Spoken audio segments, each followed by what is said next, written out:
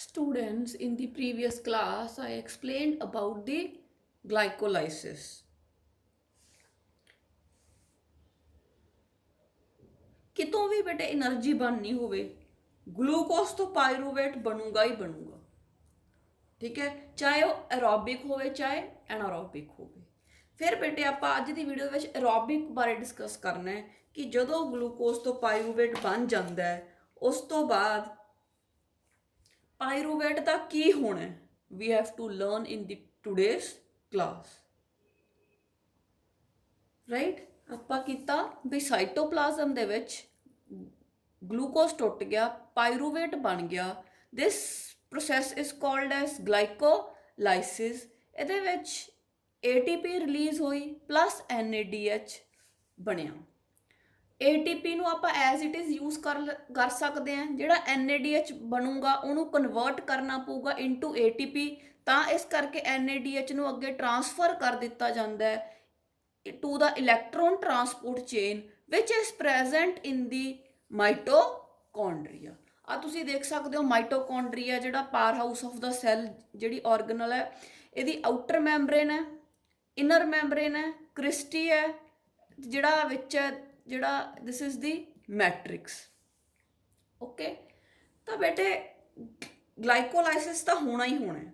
ਉਸ ਤੋਂ ਬਾਅਦ ਆਪਾਂ ਦੇਖਣਾ ਹੈ ਵੀ ਜਿਹੜਾ ਆ ਪਾਇਰੂਵੇਟ ਬਣ ਗਿਆ ਇਹਦਾ ਅੱਗੇ ਕੀ ਹੋਣਾ ਹੈ। ਵਾਟ is the fate of the pyruvate, this we are going to learn. ਤਾਂ ਬੇਟੇ ਕੀ ਹੁੰਦਾ ਹੈ ਜਦੋਂ ਪਾਇਰੂਵੇਟ ਬਣ ਜਾਂਦਾ ਹੈ ਤਾਂ ਪਾਇਰੂਵੇਟ ਜਿਹੜਾ ਹੁੰਦਾ ਹੈ ਇਹ ਅੱਗੇ ਬੇਟੇ ਟੁੱਟਦਾ ਹੈ ਟੂ ਫਾਰਮ ਐਸੀਟਾਈਲ CoA। ਜਿਹੜਾ ਪਾਇਰੂਵੇਟ ਹੁੰਦਾ ਹੈ ਇਹ ਕਨਵਰਟ ਹੋ ਜਾਂਦਾ ਹੈ ਇਨਟੂ ਐਸੀਟਾਈਲ CoA, ਤੇ ਜਿਹੜਾ ਐਸੀਟਾਈਲ CoA ਹੁੰਦਾ ਹੈ ਉਹ ਬੇਟੇ ਅੰਦਰ ਮਾਈਟੋਕੌਂਡਰੀਆ ਦੇ ਅੰਦਰ ਚਲਾ ਜਾਂਦਾ ਹੈ in the matrix of the mitochondria, ਜਿੱਥੇ ਕ੍ਰੈਬਸ ਸਾਈਕਲ ਹੋਣਾ ਹੁੰਦਾ ਹੈ। ਤਾਂ ਜਦੋਂ ਜਿਹੜਾ ਪਾਇਰੂਵੇਟ ਹੈ ਇਹ ਐਸੀਟਾਈਲ CoA ਦੇ ਵਿੱਚ ਕਨਵਰਟ ਹੁੰਦਾ ਹੈ, ਠੀਕ ਹੈ, ਤੇ ਮਾਈਟੋਕੌਂਡਰੀਆ ਦੇ ਵਿੱਚ ਜਾਂਦਾ ਹੈ। ਦਿਸ is called the link reaction. ਜਿਹੜਾ ਮੈਂ ਐਰੋ ਦਿਖਾਇਆ ਹੈ ਪਾਇਰੂਵੇਟ ਕ੍ਰੈਬ ਸਾਈਕਲ ਤੱਕ ਜਾਂਦਾ ਹੈ in the form of acetyl CoA। This is called as link reaction. ਕਿਉਂਕਿ ਲਿੰਕ ਰਿਐਕਸ਼ਨ ਕਿਉਂਕਿ ਇਹ ਸਾਈਟੋਪਲਾਜ਼ਮ ਨੂੰ ਤੇ ਮਾਈਟੋਕੌਂਡਰੀਆ ਨੂੰ ਕਨੈਕਟ ਕਰ ਰਿਹਾ। ਤਾਂ ਦਿਸ is called the link reaction. ਹੁਣ ਮੈਂ ਤੁਹਾਨੂੰ ਇਸ ਵੀਡੀਓ ਦੇ ਵਿੱਚ ਲਿੰਕ ਰਿਐਕਸ਼ਨ ਬਾਰੇ ਦੱਸਣਾ, ਤੇ ਲਿੰਕ ਰਿਐਕਸ਼ਨ ਤੋਂ ਬਾਅਦ ਕ੍ਰੈਬ ਸਾਈਕਲ ਕਿਸ ਤਰ੍ਹਾਂ ਹੁੰਦਾ ਹੈ। ਠੀਕ ਹੈ, ਸੈਲੂਲਰ ਰੈਸਪੀਰੇਸ਼ਨ ਦੀ ਥਰਡ ਫੇਜ਼। ਸੈਲੂਲਰ ਰੈਸਪੀਰੇਸ਼ਨ ਦੀ ਫਸਟ ਫੇਜ਼ ਸੀ ਗਲਾਈਕੋਲਾਈਸਿਸ ਜਿਹੜੀ ਸਾਈਟੋਪਲਾਜ਼ਮ ਦੇ ਵਿੱਚ ਹੋਈ, second is the link reaction, ਤੇ ਥਰਡ ਫੇਜ਼ ਕ੍ਰੈਬ ਸਾਈਕਲ ਹੈ, ਤੇ ਫੋਰਥ ਫੇਜ਼ ਹੈ ਜਿਹੜੀ ਉਹ ਹੈਗੀ ਹੈ electron transport chain. So in this video we will learn about the link reaction and the Krebs cycle. ਤਾਂ ਬੇਟੇ ਜਿਹੜਾ ਲਿੰਕ ਰਿਐਕਸ਼ਨ ਹੈ ਇਹਨੂੰ ਆਪਾਂ ਕਹਿੰਦੇ ਆ ਆਕਸੀਡੇਟਿਵ ਡੀਕਾਰਬੋਕਸੀਲੇਸ਼ਨ। ਆਕਸੀਡੇਟਿਵ ਡੀਕਾਰਬੋਕਸੀਲੇਸ਼ਨ because pyruvates, both of the pyruvates are oxidized and they enter into the mitochondrial matrix। ਤਾਂ ਬੇਟੇ ਜਿਹੜਾ ਇਹ ਪ੍ਰੋਸੈਸ ਹੈ ਕਿ ਜਦੋਂ ਪਾਇਰੂਵੇਟਸ ਐਸੀਟਾਈਲ CoO ਵਿੱਚ ਤਬਦੀਲ ਹੋ ਜਾਂਦੇ ਹੈ, they get oxidized। This process is called as oxidative decarboxylation। It is also known as link reaction or gateway reaction because it forms a link between glycolysis and Krebs cycle। ਜਿਹੜਾ ਇਹ reaction ਹੈ ਬੇਟੇ ਇਹ ਇੱਕ special ਇੰਜ਼ਾਈਮ ਦੀ help ਨਾਲ ਹੁੰਦਾ ਹੈ ਜਿਸ ਦਾ ਨਾਮ ਹੈ ਪਾਇਰੂਵੇਟ ਡੀਹਾਈਡਰੋਜੀਨੇਜ਼। ਐਂਡ ਜਿੰਨੇ ਵੀ ਬੇਟੇ ਇੰਜ਼ਾਈਮਸ ਹੈ ਸਾਰੇ ਮਾਈਟੋਕੌਂਡਰੀਆ ਦੀ ਮੈਟ੍ਰਿਕਸ ਦੇ ਵਿੱਚ ਪਏ ਹੈ। ਜਿੰਨੇ ਵੀ ਇੰਜ਼ਾਈਮਸ ATP ਬਣਾਉਣ ਲਈ ਚਾਹੀਦੇ ਆ, એનર્ਜੀ ਪ੍ਰੋਡਿਊਸ ਕਰਨ ਲਈ ਚਾਹੀਦੇ ਆ, ਸਾਰੇ ਮਾਈਟੋਕੌਂਡਰੀਆ ਦੀ ਮੈਟ੍ਰਿਕਸ ਦੇ ਵਿੱਚ ਪਏ ਹੁੰਦੇ ਆ। ਇਸ ਕਰਕੇ ਜਿਹੜਾ ਐਸੀਟਾਈਲ CoA ਹੈ ਉਹ ਬੇਟੇ ਮੈਟ੍ਰਿਕਸ ਦੇ ਵਿੱਚ ਜਾਂਦਾ ਹੈ ਤਾਂ ਕਿ ਅੱਗੇ ਜਿਹੜਾ ਕ੍ਰੈਬ ਸਾਈਕਲ ਹੈ ਉਹ ਹੋ ਸਕੇ। ਤਾਂ ਜਦੋਂ ਗਲਾਈਕੋਲਾਈਸਿਸ ਦਾ ਪ੍ਰੋਸੈਸ ਖਤਮ ਹੋਇਆ ਬੇਟੇ, ਆਪਣੇ ਕੋਲੇ ਆ ਗਏ 2 ਪਾਇਰੂਵਿਕ ਐਸਿਡਸ। ਜਿਹੜਾ ਪਾਇਰੂਵਿਕ ਐਸਿਡ ਹੈ, it is a 3 carbon compound and it was formed from glucose which is a 6 carbon compound. ਤਾਂ ਪਾਇਰੂਵਿਕ ਐਸਿਡ ਦੀ ਬੇਟੇ ਡੀਕਾਰਬੋਕਸੀਲੇਸ਼ਨ ਹੋ ਜਾਂਦੀ ਹੈ with the help of enzyme decarboxylase. ਇਹਦਾ ਮਤਲਬ ਹੈ ਕਿ ਪਾਇਰੂਵਿਕ ਐਸਿਡ ਚੋਂ ਕਾਰਬਨ ਡਾਈਆਕਸਾਈਡ ਰਿਲੀਜ਼ ਹੋ ਜਾਂਦੀ ਹੈ। ਓਕੇ, ਫਿਰ ਬੇਟੇ ਪਾਇਰੂਵਿਕ ਐਸਿਡ ਦੀ ਰਿਡਕਸ਼ਨ ਹੋ ਜਾਂਦੀ ਹੈ। ਰਿਡਕਸ਼ਨ ਦਾ ਮਤਲਬ ਹੁੰਦਾ ਹੈ ਐਡੀਸ਼ਨ ਆਫ ਹਾਈਡਰੋਜਨ। ਜਿਹੜਾ NAD ਹੁੰਦਾ ਹੈ, ਇਹ ਬੇਟੇ ਆਲਰੇਡੀ ਮੈਟ੍ਰਿਕਸ ਦੇ ਵਿੱਚ ਜਿਹੜਾ ਉਹਦੇ ਵਿੱਚ ਪਿਆ ਹੁੰਦਾ, ਤਾਂ ਇਹਦੇ ਨਾਲ ਹਾਈਡਰੋਜਨ ਆਇਨਸ ਜੁੜ ਜਾਂਦੇ ਆ ਟੂ ਫਾਰਮ NaDH2 ਵਿਚ is a form of energy. It's a source of energy, ਜਿਹਦੇ ਤੋਂ ਅੱਗੇ ਆਪਾਂ ATP ਓਬਟੇਨ ਕਰ ਸਕਦੇ ਹਾਂ। ਤੇ ਫਿਰ ਬੇਟੇ ਜਦੋਂ ਡੀਕਾਰਬੋਕਸੀਲੇਸ਼ਨ ਤੇ ਰਿਡਕਸ਼ਨ ਹੋ ਜਾਂਦੀ ਹੈ, ਤਾਂ ਪਾਇਰੂਵਿਕ ਐਸਿਡ ਜਿਹੜਾ ਹੈ ਉਹ ਕਨਵਰਟ ਹੋ ਜਾਂਦਾ ਇਨਟੂ ਐਸੀਟਾਈਲ CoA। ਐਸੀਟਾਈਲ CoA। ਤਾਂ ਇੱਥੇ ਕੀ ਸੀ, ਪਾਇਰੂਵਿਕ ਐਸਿਡ ਆਪਾਂ ਨੂੰ ਪਤਾ 3 ਕਾਰਬਨ ਦਾ ਬਣਿਆ ਸੀ, 1 2 3। ਜਿਹੜੀ 1 ਕਾਰਬਨ ਸੀ ਉਹ ਰਿਲੀਜ਼ ਹੋ ਗਈ in the form of carbon dioxide. ਪਿੱਛੇ ਕਿੰਨੀਆਂ ਕਾਰਬਨਸ ਰਹਿ ਗਈਆਂ, 2। ਤਾਂ ਐਸੀਟਾਈਲ ਕੋ ਜਿਹੜਾ CoA ਹੈ, ਕਿੰਨੀਆਂ ਕਾਰਬਨਸ ਦਾ ਬਣਿਆ, 2 ਕਾਰਬਨਸ ਦਾ। ਪਾਇਰੂਵਿਕ ਐਸਿਡ ਕਿੰਨੇ ਦਾ ਬਣਿਆ ਸੀ, 3 ਕਾਰਬਨ ਦਾ। 1 ਕਾਰਬਨ ਸੀ ਜਿਹੜੀ it is released in the form of CO2। So a 2 molecule enzyme, a 2 molecule compound acetyl CoA is formed। ਤਾਂ ਬੇਟੇ ਆਪਣੇ ਕੋਲ 2 ਪਾਇਰੂਵਿਕ ਐਸਿਡ ਦੇ ਮੋਲੀਕਿਊਲ ਸੀ, ਤਾਂ 2 ਕਾਰਬਨ ਡਾਈਆਕਸਾਈਡ ਰਿਲੀਜ਼ ਹੋਣਗੀਆਂ, 2 NaDH2 ਤੇ 2 ਹੀ ਐਸੀਟਾਈਲ CoA। So both the pyruvates are oxidized and they enter the mitochondria। ਜਿਹੜੀ energy ਆ electrons the, that is stored in the NaDH form, 2 carbons are released as CO2, 1 from each pyruvate। 2 pyruvate ਸੀ, ਇਸ ਕਰਕੇ ਇੱਕ pyruvate ਚੋਂ ਇੱਕ C release ਹੋਣੀ ਹੈ, ਤਾਂ ਦੋਵਾਂ ਚੋਂ 2 in the form of CO2। So this is the oxidative decarboxylation or it is called the link reaction। ਤਾਂ ਹੁਣ ਆਪਾਂ ਬੇਟੇ ਕੀ ਦੇਖ ਲਿਆ ਕਿ ਜਿਹੜਾ ਆਪਣੇ ਕੋਲੇ ਪਾਇਰੂਵੇਟ ਬਣਿਆ ਸੀ, ਇਹਦੀ ਜਿਹੜੀ ਹੈ ਡੀਕਾਰਬੋਕਸੀਲੇਸ਼ਨ ਤੇ ਰਿਡਕਸ਼ਨ ਹੋ ਗਈ।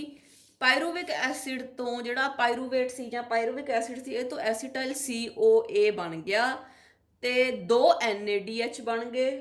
ਤੇ ਹੁਣ ਇਹ ਜਿਹੜਾ ਐਸੀਟਾਈਲ CoA ਸੀ, ਮਾਈਟੋਕੌਂਡਰੀਆ ਦੀ ਮੈਟ੍ਰਿਕਸ ਦੇ ਅੰਦਰ ਚਲਾ ਗਿਆ ਤੇ ਕ੍ਰੈਬ ਸਾਈਕਲ ਦੇ ਨਾਲ ਜੁੜ ਜੂਗਾ ਅੱਗੇ, ਤੇ ਫਿਰ ਜਿਹੜੀ ਹੈ એનર્ਜੀ ਫਿਰ ਪ੍ਰੋਡਿਊਸ ਹੋਊਗੀ। So this is the second phase of the cellular respiration, that is the oxidative decarboxylation। ਹੁਣ ਆਪਾਂ ਜਿਹੜਾ ਹੈ ਕ੍ਰੈਬ ਸਾਈਕਲ ਸ਼ੁਰੂ ਕਰਾਂਗੇ using acetyl CoA which is a compound made up of 2 carbons। So ਬੇਟੇ ਕ੍ਰੈਬ ਸਾਈਕਲ ਇਹਨੂੰ ਕਿਉਂ ਕਹਿੰਦੇ ਆ, ਬਿਕੋਜ਼ ਇਹਦੀ ਡਿਸਕਵਰੀ ਸੀ ਜਿਹੜੀ ਉਹ ਕੀਤੀ ਸੀ ਇੱਕ ਬ੍ਰਿਟਿਸ਼ ਸਾਇੰਟਿਸਟ ਜਿਨ੍ਹਾਂ ਦਾ ਨਾਮ ਸੀ ਹੈਂਸ ਕ੍ਰੈਬ। ਕ੍ਰੈਬ ਸਾਈਕਲ ਨੂੰ ਬੇਟੇ ਸਿਟਰਿਕ ਐਸਿਡ ਸਾਈਕਲ ਵੀ ਕਹਿੰਦੇ ਆ, ਕਿਉਂਕਿ ਇਹਦੇ ਚ ਫਸਟ ਪ੍ਰੋਡਕਟ ਹੈ ਜਿਹੜਾ ਦੈਟ ਇਜ਼ ਦੀ ਸਿਟਰਿਕ ਐਸਿਡ, ਤਾਂ ਇਹਨੂੰ ਸਿਟਰਿਕ ਐਸਿਡ ਸਾਈਕਲ ਵੀ ਕਹਿੰਦੇ ਆ। ਤੇ ਬੇਟੇ ਇਹਨੂੰ ਟਰਾਈ ਕਾਰਬੋਕਸਿਲਿਕ ਐਸਿਡ ਸਾਈਕਲ ਜਾਂ TCA ਸਾਈਕਲ ਵੀ ਕਹਿੰਦੇ ਆ, ਕਿਉਂਕਿ ਜਿਹੜਾ ਫਸਟ ਪ੍ਰੋਡਕਟ ਬਣਦਾ it is tricarboxylic in nature. ਤਾਂ 3 ਨਾਮ ਹੋ ਗਏ ਇੱਕੋ ਸਾਈਕਲ ਦੇ, Krebs cycle, citric acid cycle, TCA cycle. Okay, ਤੇ ਜਿਹੜੇ ਆਪਾਂ ਨੂੰ ਪਤਾ ਹੈ ਬੇਟੇ ਜਿਹੜੇ ਯੂਕਰੀਓਟਸ ਹੁੰਦੇ ਆ ਉਹਨਾਂ ਦੇ ਵਿੱਚ ਮਾਈਟੋਕੌਂਡਰੀਆ ਹੁੰਦਾ ਹੈ, ਇਸ ਕਰਕੇ ਜਿਹੜਾ ਕ੍ਰੈਬ ਸਾਈਕਲ ਹੈ ਉਹ ਮਾਈਟੋਕੌਂਡਰੀਆ ਦੀ ਮੈਟ੍ਰਿਕਸ ਦੇ ਵਿੱਚ ਹੁੰਦਾ ਹੈ, ਜਿੱਥੇ ਐਸੀਟਾਈਲ CoA ਜਿਹੜਾ ਹੈ ਆ ਕੇ ਮੈਟ੍ਰਿਕਸ ਦੇ ਵਿੱਚ ਐਂਟਰ ਕਰਦਾ ਹੈ। ਐਸੀਟਾਈਲ CoA ਨੂੰ ਬੇਟੇ ਜਿਹੜਾ ਮੋਲੀਕਿਊਲ ਅਸੈਪਟ ਕਰਦਾ ਹੈ, the first acceptor is the oxaloacetic acid। oxaloacetic acid। So now one by one I will explain the various steps which are involved in the Krebs cycle or citric acid cycle or TCA cycle. So students, we already know that ਜਿਹੜਾ pyruvate C it has broken down to acetyl coenzyme A. pyruvate 3 carbon compound ਸੀ, ਇੱਕ carbon release ਹੋ ਗਈ in the form of CO2 and we get a 2 carbon compound called the acetyl coenzyme A. ਠੀਕ ਹੈ, ਇਹਦੇ ਕੋਲ ਦੋ molecules ਹੈ carbon ਦੇ, ਤੇ ਇਸ ਪ੍ਰੋਸੈਸ ਨੂੰ ਜਿਹਦੇ ਵਿੱਚ ਪਾਇਰੂਵੇਟ ਐਸੀਟਾਈਲ ਕੋਐਨਜ਼ਾਈਮ ਦੇ ਵਿੱਚ ਤਬਦੀਲ ਹੁੰਦਾ ਹੈ, ਕਨਵਰਟ ਹੁੰਦਾ, ਵੀ ਕਾਲ ਇਟ ਐਜ਼ ਆਕਸੀਡੇਟਿਵ ਜਿਹੜਾ ਸੀਗਾ ਡੀਕਾਰਬੋਕਸੀਲੇਸ਼ਨ ਔਰ ਦਾ ਲਿੰਕ ਰਿਐਕਸ਼ਨ। ਹੁਣ ਬੇਟੇ ਐਸੀਟਾਈਲ ਕੋਐਨਜ਼ਾਈਮ ਜਿਹੜਾ 2 ਕਾਰਬਨ ਦਾ ਬਣਿਆ ਉਹਨੂੰ ਬੇਟੇ ਅਸੈਪਟ ਕਰਦਾ ਹੈ ਆਕਜ਼ੈਲੋ ਐਸੀਟਿਕ ਐਸਿਡ। ਜਿਹੜਾ ਆਕਜ਼ੈਲੋ ਐਸੀਟਿਕ ਐਸਿਡ ਹੁੰਦਾ ਇਹ 4 ਕਾਰਬਨ ਕੰਪਾਊਂਡ ਹੁੰਦਾ, 1 2 3 4 1 2 3 4। ਆ ਕਿੰਨਾ ਸੀ 1 2, 2 ਕਾਰਬਨਸ ਦਾ ਬਣਿਆ, ਆ 4 ਕਾਰਬਨ ਦਾ ਬਣਿਆ। ਤਾਂ with the help of the enzyme citrate synthetase, oxalo acetic acid combines with acetyl coenzyme A to form citric acid। ਇਹਨੂੰ ਇਸ ਪ੍ਰੋਸੈਸ ਨੂੰ ਕਹਿੰਦੇ ਆ ਕੰਡੈਂਸੇਸ਼ਨ।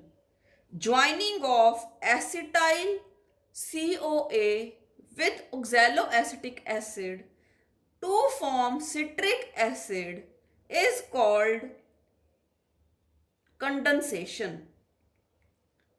ਠੀਕ ਹੈ ਬੇਟੇ, ਇਹਦੇ 'ਚ ਜਿਹੜਾ ਐਂਜ਼ਾਈਮ ਹੈਲਪ ਕਰਦਾ ਉਹਦਾ ਨਾਮ ਹੈ ਸਿਟਰੇਟ ਸਿੰਥੇਟੇਜ਼।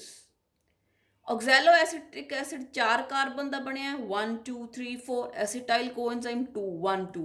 ਤਾਂ ਸਿਟਰਿਕ ਐਸਿਡ ਕੋਲੇ ਕਿੰਨੇ ਕਾਰਬਨਸ ਆ ਗਏ 6, 1 2 3 4 5 6।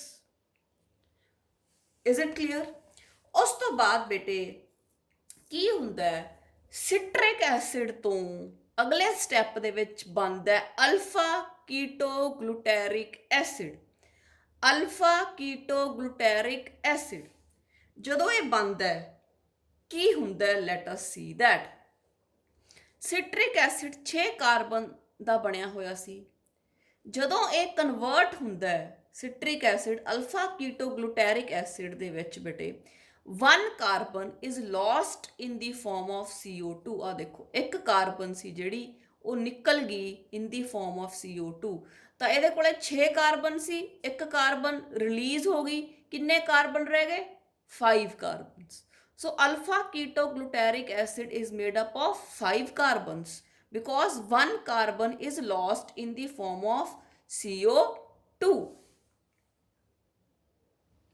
ਜਦੋਂ ਬੇਟੇ CO2 ਜਿਹੜੀ ਹੈ ਰਿਮੂਵ ਹੋ ਜਾਂਦੀ ਹੈ, ਠੀਕ ਹੈ, ਇੱਕ ਕਾਰਬਨ ਰਿਮੂਵ ਹੋ ਗਿਆ, ਦਿਸ is called as ਡੀਕਾਰਬੋਕਸੀਲੇਸ਼ਨ।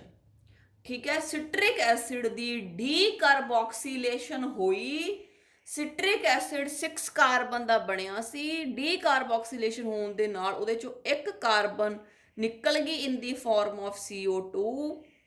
This process is called as decarboxylation. ਇਹਦੇ ਨਾਲ ਜਿਹੜਾ ਅਗਲਾ ਜਿਹੜਾ ਆਪਣੇ ਕੋਲੇ ਬਣੂਗਾ compound, that is alpha ketoglutaric acid, it is 5 carbons, it is made up of 5 carbon molecules। ਫਿਰ ਬੇਟੇ ਜਦੋਂ ਇਹ ਟੁੱਟਦਾ ਜਿਹੜਾ ਸਿਟਰਿਕ ਐਸਿਡ ਹੈ ਉਸ ਸਮੇਂ ਹਾਈਡਰੋਜਨ ਰਿਲੀਜ਼ ਹੁੰਦੀ ਹੈ।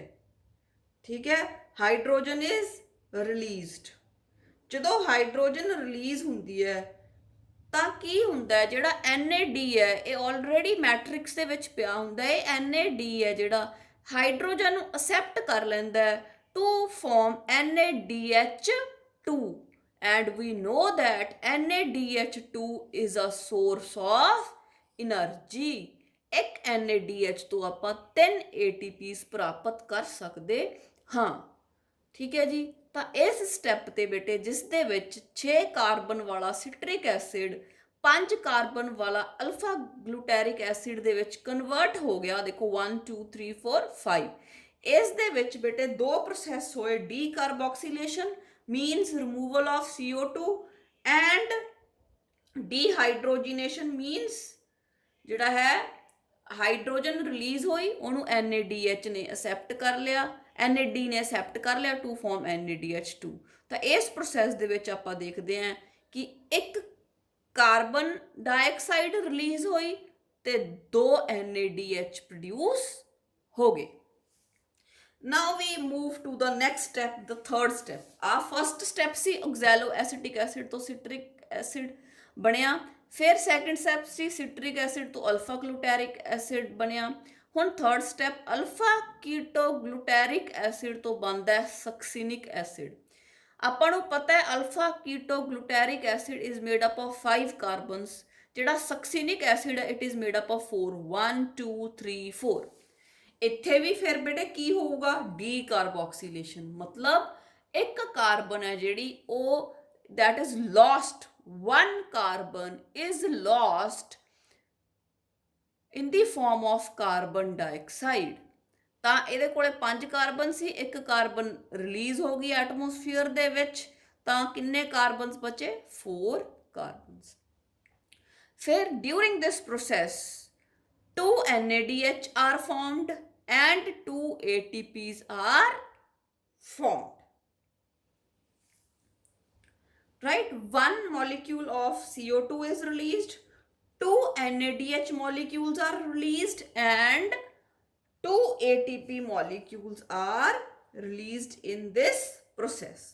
ਤੇ ਇਸ ਸਟੈਪ ਦੇ ਵਿੱਚ ਜਿਹੜਾ ਐਂਜ਼ਾਈਮ ਹੈਲਪ ਕਰਦਾ ਉਹਦਾ ਨਾਮ ਹੈ alpha ketoglutarate dehydrogenase complex. This is the name of the enzyme.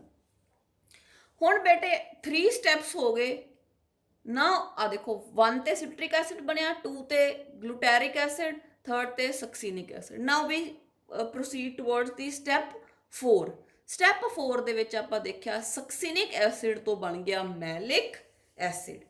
ਕੀ ਬਣ ਗਿਆ, ਸਕਸੀਨਿਕ ਐਸਿਡ ਤੋਂ ਕੀ ਬਣ ਗਿਆ, ਮੈਲਿਕ ਐਸਿਡ। ਤਾਂ ਬੇਟੇ ਇੱਕ ਜਿਹੜੀ ਚੀਜ਼ ਯਾਦ ਰੱਖਣੀ ਹੈ ਕਿ ਆਕਜ਼ੈਲੋ ਐਸੀਟਿਕ ਐਸਿਡ ਹੈ ਜਿਹੜਾ ਉਹ 4 ਕਾਰਬਨ ਦਾ ਬਣਿਆ ਤੇ 4 ਕਾਰਬਨ ਵਾਲਾ ਜਿਹੜਾ ਆਕਜ਼ੈਲੋ ਐਸੀਟਿਕ ਐਸਿਡ ਹੈ it acts as a acceptor molecule to accept acetyl coenzyme A। ਤਾਂ ਇਸ ਕਰਕੇ ਬੇਟੇ ਆਪਾਂ ਨੂੰ 4 ਕਾਰਬਨ ਕੰਪਾਊਂਡ ਹੀ ਚਾਹੀਦਾ, ਤਾਂ ਹੀ ਆਪਾਂ ਐਸੀਟਾਈਲ CoA ਨੂੰ ਅਸੈਪਟ ਕਰਾਂਗੇ, ਠੀਕ ਹੈ। ਤਾਂ ਇਸ ਦਾ ਮਤਲਬ ਹੈ ਕਿ ਇਸ ਤੋਂ ਬਾਅਦ ਜਿਵੇਂ ਇੱਥੇ ਆਪਾਂ ਦੇਖਿਆ 6 ਤੋਂ 5 ਹੋ ਗਿਆ, 5 ਤੋਂ 4 ਹੋ ਗਿਆ, ਤਾਂ 4 ਤੋਂ 3 ਕਾਰਬਨ ਵਾਲਾ ਜਾਂ 3 ਤੋਂ 2 ਕਾਰਬਨ ਵਾਲਾ ਆਪਾਂ ਨਹੀਂ ਬਣਾ ਸਕਦੇ, ਕਿਉਂਕਿ ਆਪਣੇ ਕੋਲ ਆਪਾਂ ਨੂੰ ਮਿਨੀਮਮ 4 ਕਾਰਬਨ ਵਾਲਾ ਜਿਹੜਾ ਹੈ ਚਾਹੀਦਾ ਹੈ ਤਾਂ ਕਿ ਉਹ ਜਿਹੜਾ ਹੈ ਐਸੀਟਾਈਲ ਕੋਐਂਜ਼ਾਈਮ A ਨੂੰ ਅਸੈਪਟ ਕਰ ਸਕੇ। ਤਾਂ ਇਸ ਕਰਕੇ ਇਸ ਤੋਂ ਬਾਅਦ ਕੋਈ ਵੀ ਡੀ ਕਾਰਬੋਕਸੀਲੇਸ਼ਨ ਨਹੀਂ ਹੁੰਦੀ। ਤਾਂ ਬੱਚੋ ਕਈ ਵਾਰ ਪੁੱਛ ਲਿਆ ਜਾਂਦਾ ਹੈ ਕਿ ਜਿਹੜਾ ਕ੍ਰੈਬਸ ਸਾਈਕਲ ਹੈ, ਸਿਟਰਿਕ ਐਸਿਡ ਸਾਈਕਲ ਹੈ, ਉਹਦੇ ਵਿੱਚ ਡੀ ਕਾਰਬੋਕਸੀਲੇਸ਼ਨ ਕਿੰਨੀ ਵਾਰ ਹੋਈ। ਡੀ ਕਾਰਬੋਕਸੀਲੇਸ਼ਨ ਦਾ ਮਤਲਬ ਕਾਰਬਨ ਡਾਈਆਕਸਾਈਡ ਦਾ ਰਿਮੂਵ ਹੋਣਾ। ਤਾਂ ਤੁਸੀਂ ਕੀ ਕਹੋਗੇ, ਕਿੰਨੇ ਵਾਰ ਹੋਈ, 2 ਵਾਰ, ਇੱਕ ਵਾਰ ਇੱਥੇ, ਇੱਕ ਵਾਰ ਇੱਥੇ। ਇਸ ਤੋਂ ਬਾਅਦ ਆਪਾਂ ਕਾਰਬਨ ਡਾਈਆਕਸਾਈਡ ਰਿਮੂਵ ਨਹੀਂ ਕਰ ਸਕਦੇ ਕਿਉਂਕਿ ਆਪਾਂ ਨੂੰ 4 ਕਾਰਬਨਸ ਮਿਨੀਮਮ ਚਾਹੀਦੀਆਂ, ਫੇਰ ਹੀ ਜਿਹੜਾ ਹੈ ਐਸੀਟਾਈਲ ਕੋਐਂਜ਼ਾਈਮ A ਨੂੰ ਅਸੈਪਟ ਕਰਕੇ ਫੇਰ ਹੀ ਸਿਟਰਿਕ ਐਸਿਡ ਬਣੂਗਾ। ਤਾਂ ਆਪਾਂ ਜਿਹੜੇ ਫੋਟੋਸਿੰਥਸਿਸ ਦੇ ਵਿੱਚ ਵੀ ਆਪਾਂ ਜਿਹੜੇ ਸਾਈਕਲ ਕੀਤੇ ਆਪਾਂ ਹਨਾ, ਉਹਨਾਂ ਵਿੱਚ ਵੀ ਕੈਲਵਿਨ ਸਾਈਕਲ ਸੀ। ਆਪਾਂ ਕਿਹਾ ਵੀ ਆਪਾਂ ਨੂੰ ਰੀਜਨਰੇਟ ਕਰਨਾ ਪੈਂਦਾ ਫਿਰ ਦੁਬਾਰਾ ਤੋਂ, ਠੀਕ ਹੈ। ਤਾਂ ਕਰਕੇ ਆਪਾਂ ਉਸ ਸਾਈਕਲ ਨੂੰ 6 ਵਾਰ ਕੀਤਾ ਕਿਉਂਕਿ ਆਪਾਂ 5 ਕਾਰਬਨਸ ਹੈ ਜਿਹੜੇ ਉਹਨਾਂ ਨੂੰ ਰੀਜਨਰੇਟ ਕਰਦੇ ਰਹੇ। ਤਾਂ ਇੱਥੇ ਵੀ ਆਪਾਂ ਨੂੰ 4 ਕਾਰਬਨ ਵਾਲਾ ਰੀਜਨਰੇਟ ਕਰਨਾ ਪਊਗਾ, ਫੇਰ ਹੀ ਐਸੀਟਾਈਲ ਕੋਐਂਜ਼ਾਈਮ ਨੂੰ ਅਸੈਪਟ ਕਰਾਂਗੇ। ਤਾਂ ਇਸ ਤੋਂ ਬਾਅਦ ਡੀ ਕਾਰਬੋਕਸੀਲੇਸ਼ਨ ਨਹੀਂ ਹੁੰਦੀ। ਤਾਂ ਬੱਚਿਓ ਯਾਦ ਰੱਖਣਾ ਹੈ ਕਿ ਕ੍ਰੈਬਸ ਸਾਈਕਲ ਦੇ ਵਿੱਚ 2 ਵਾਰ ਡੀ ਕਾਰਬੋਕਸੀਲੇਸ਼ਨ ਹੁੰਦੀ ਹੈ। ਇੱਕ ਵਾਰੀ 6 ਕਾਰਬਨ ਤੋਂ 5 ਕਾਰਬਨ ਰਹਿ ਜਾਂਦੇ ਆ ਤੇ ਫਿਰ 5 ਤੋਂ 4, ਉਸ ਤੋਂ ਬਾਅਦ ਡੀ ਕਾਰਬੋਕਸੀਲੇਸ਼ਨ ਨਹੀਂ ਹੁੰਦੀ। ਨੈਕਸਟ ਸਟੈਪ ਦੇ ਵਿੱਚ ਬੇਟੇ ਕੀ ਹੁੰਦਾ, ਜਿਹੜਾ ਆਪਣਾ 4th ਸਟੈਪ ਹੈ ਉਹਦੇ ਵਿੱਚ ਆਪਾਂ ਦੇਖਦੇ ਹਾਂ ਕਿ ਜਿਹੜਾ ਸਕਸੀਨਿਕ ਐਸਿਡ ਹੈ it gets converted to malic acid। succinic acid ਵੀ 4 ਕਾਰਬਨਸ, ਮੈਲਿਕ ਐਸਿਡ ਵੀ 4 ਕਾਰਬਨ ਦਾ ਬਣਿਆ। ਜਦੋਂ ਬੇਟੇ ਸਕਸੀਨਿਕ ਐਸਿਡ ਜਿਹੜਾ ਹੈ ਮੈਲਿਕ ਐਸਿਡ ਦੇ ਵਿੱਚ ਕਨਵਰਟ ਹੁੰਦਾ ਤਾਂ ਬੇਟੇ ਉੱਥੇ ਇੱਕ ਹਾਈਡਰੋਜਨ ਅਸੈਪਟਰ ਹੈ ਜਿਹੜਾ ਜਿਹਨੂੰ ਆਪਾਂ FAD ਕਹਿੰਦੇ ਆ, flavin adenine dinucleotide, flavin adenine dinucleotide। ਇਹ ਬੇਟੇ ਹਾਈਡਰੋਜਨ ਨੂੰ ਅਸੈਪਟ ਕਰਕੇ ਕੀ ਬਣਾ ਦਿੰਦਾ FADH2। ਤਾਂ ਦੋ ਮੋਲੀਕਿਊਲਸ FADH2 ਦੇ ਰਿਲੀਜ਼ ਹੁੰਦੇ ਆ ਤੇ FADH2 ਆਪਾਂ ਨੂੰ ਪਤਾ ਹੈ it is a source of energy. ਜਦੋਂ ਇੱਕ FADH2 ਟੁੱਟਦਾ ਤਾਂ ਦੋ ATPs ਰਿਲੀਜ਼ ਹੁੰਦੇ। ਤਾਂ ਇਸ ਸਟੈਪ ਤੇ ਬੇਟੇ ਆਪਣੇ ਕੋਲੇ 2 FADH2 are formed using flavin adenine dinucleotide। Now the final step is the conversion of the malic acid back again to the oxaloacetic acid। ਤਾਂ ਇਹਦੇ ਵਿੱਚ ਜਿਹੜਾ enzyme help ਕਰਦਾ ਉਹਦਾ ਨਾਮ ਹੈ ਮੈਲੇਟ ਡੀਹਾਈਡਰੋਜੀਨੇਜ਼। ਇਹਦੇ ਵਿੱਚ ਕੀ ਹੁੰਦਾ ਹੈ ਜਿਹੜਾ NAD+ ਹੈ ਨਿਕੋਟੀਨਾਮਾਈਡ ਐਡੀਨਾਈਨ ਡਾਈਨਿਊਕਲੀਓਟਾਈਡ, ਠੀਕ ਹੈ, ਇਟ ਇਜ਼ ਰਿਡਿਊਸਡ, ਠੀਕ ਹੈ, ਇਹਦੇ ਨਾਲ ਹਾਈਡਰੋਜਨ ਐਡ ਹੋ ਜਾਂਦੀ ਹੈ to release 2 molecules of NADH2, to release 2 molecules of NADH2 and oxaloacetic acid is produced। The oxaloacetic acid produced during this reaction is again available for the next cycle। ਤਾਂ ਕਿ ਨਵਾਂ cycle ਸ਼ੁਰੂ ਹੋ ਸਕੇ। ਜਿਹੜਾ ਆਕਜ਼ੈਲੋਐਸਿਟਿਕ ਐਸਿਡ ਹੁੰਦਾ ਫਿਰ ਐਸੀਟਾਈਲ ਕੋ ਐਂਜ਼ਾਈਮ ਏ ਨੂੰ ਪਕੜ ਲੈਂਦਾ, ਫਿਰ ਸਿਟਰਿਕ ਐਸਿਡ ਬਣ ਜਾਂਦਾ, ਫਿਰ ਜਿਹੜਾ ਸਾਈਕਲ ਹੈ ਚੱਲਦਾ ਰਹਿੰਦਾ ਚੱਲਦਾ ਰਹਿੰਦਾ ਚੱਲਦਾ ਰਹਿੰਦਾ। ਹੁਣ ਬੇਟੇ ਆਪਾਂ ਦੇਖ ਲਈਏ ਇਹਦੀ ਬੈਲੈਂਸ ਸ਼ੀਟ ਜਾਂ એનર્ਜੈਟਿਕਸ ਜਾਂ ਕਿੰਨੀ એનર્ਜੀ ਜਿਹੜੀ ਹੈ ਸਿਟਰਿਕ ਐਸਿਡ ਸਾਈਕਲ ਦੇ ਵਿੱਚ ਜਾਂ ਕ੍ਰੈਬਸ ਸਾਈਕਲ ਦੇ ਵਿੱਚ ਜਾਂ TCA ਸਾਈਕਲ ਦੇ ਵਿੱਚ ਪ੍ਰੋਡਿਊਸ ਹੋਈ। ਤਾਂ ਆਪਾਂ ਦੇਖਿਆ ਕਿ ਬੇਟੇ 2 NADH ਦੇ ਇੱਥੇ ਪ੍ਰੋਡਿਊਸ ਹੋ ਰਹੇ ਆ, ਮੈਂ ਰੈੱਡ ਨਾਲ ਦਿਖਾਏ ਆ NADH, ਦੇਖੋ ਰੈੱਡ ਨਾਲ ਐਰੋ ਲਗਾ ਕੇ 2 NADH ਇੱਥੇ ਹੋ ਰਹੇ ਆ 2 + 2 4 ਤੇ 2 ਰੈੱਡ ਐਰੋ ਇੱਥੇ ਆ 2 NADH ਜਿਹੜੇ ਇੱਥੇ ਪੂਰੇ ਮਤਲਬ ਰਿਲੀਜ਼ ਹੋ ਰਹੇ ਆ। ਤਾਂ in total 6 NADH are produced. FADH only released at one step, 2 ਜਿਹੜੇ molecules of FADH2 are produced, right। and ਜਿਹੜਾ blue color ਦਾ ਮੈਂ ਦਿਖਾਇਆ, green color 'ਚ ਮੈਂ ਇੱਕ ਵਾਰ ਦਿਖਾਇਆ arrow ATP is being produced 2 molecules। ਤਾਂ ਆਪਾਂ ਨੂੰ ਪਤਾ ਹੈ 6 NADH can generate 18 ATPs, 2 FADH2 can generate 4 ATPs, ATP as it is ATPs। ਤਾਂ ਟੋਟਲ ਕਿੰਨੇ ATPs ਰਿਲੀਜ਼ ਹੋ ਗਏ in the Krebs cycle? 24 ATPs are released and 2 molecules of CO2 are evolved, 1 CO2 here and 1 CO2 here, क्योंकि 2 बार decarboxylation ਹੁੰਦੀ ਹੈ in the citric acid cycle। So total 24 ATPs and 2 molecules of CO2 are evolved in the citric acid cycle।